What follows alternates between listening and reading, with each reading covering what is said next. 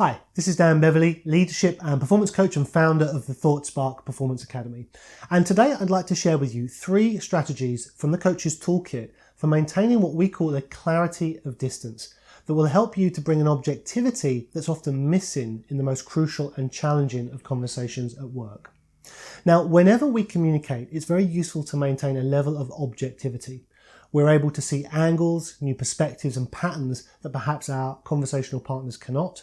We can develop more options and more choices, and we can generally make better decisions.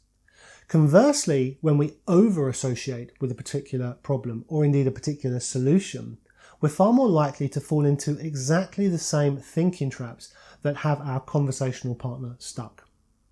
Now, in professional contexts, maintaining objectivity is especially useful, but it's also particularly difficult. Conversations are often challenging, either technically in terms of technical detail or skill, or there's a point of contention or conflict.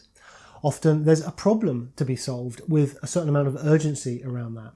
Perhaps there are different agendas to be reconciled. Perhaps there are deadlines that are looming. Pressure could be mounting. Emotions start to run wild and the stakes can be high. Now, in such circumstances, very easy for us to lose that sense of objectivity. So what can we do? Well, in the coaching space, we have a number of mindful communication strategies that help us to maintain that clarity of distance. And through attention and awareness and diligence, they become part of our natural practice.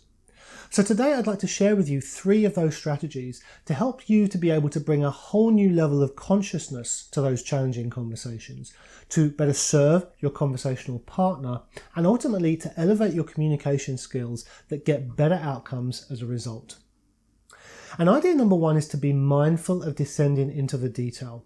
Perhaps the conversational strategy that most often gets in the way of clarity is descending too quickly into too much detail. We just become too close to the situation to see patterns, reframes, opportunities, the bigger picture. Now, part of us absolutely loves to get into the detail, but the limitations of our working memory means there's literally no capacity left for high-level vision thinking, never mind planning, strategy, or right action. And if we're talking about problems, which we very often are, well, the problem with problem thinking is it just finds more problems. It strengthens those circuits in the brain.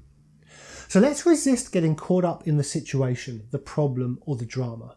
Let's get really good at noticing the difference between detail that is simply or merely interesting versus what's actually useful.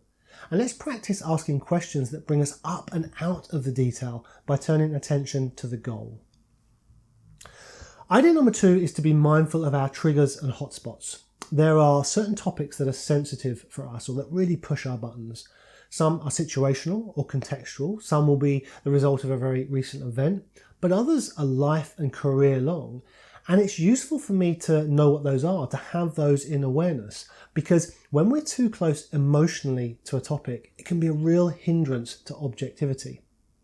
Now, the best way for the human brain to deal with hotspots and triggers is to take time and possibly distance away from the situation, and then come back when our emotional charge has decreased. But of course, that's not always possible. So it's useful to know what our triggers and hotspots are in advance, to be able to reflect on those, to have a mental list that we can consult, and to be aware of them.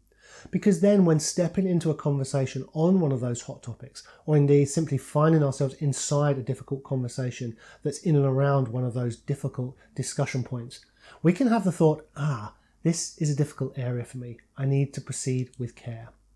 Just by bringing that into my awareness is often enough to dampen the limbic response and keep our best thinking brain online. And idea number 3 is to be mindful of the agenda that we bring.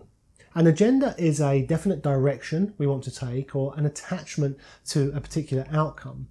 And although we can never entirely let go of our agenda, and although having an agenda can often serve us in a professional setting, indeed it's often prized and rewarded, inside a challenging conversation, having a strong agenda can really prevent us from seeing things clearly for what they are. For example, our judgment can be entirely clouded by agendas such as seeing ourselves as the expert, being attached to a certain outcome or direction, being wedded to a particular often favourite option, or having the thought that we know the solution, like you should do it like this. All of these and many others are real blockers to effective listening, because you'll notice we're not here in the present moment deeply listening, but we're actually ahead of the conversation. We're in front of whatever we think is the topic of discussion. And in that assumption, we can filter out often crucial information simply because it doesn't fit conveniently with our agenda. And now we're no longer of best service to our conversational partner. So let's be mindful of the agenda that we bring into a conversation. If you can, leave that at the door. And as far as possible, listen with absolutely no agenda.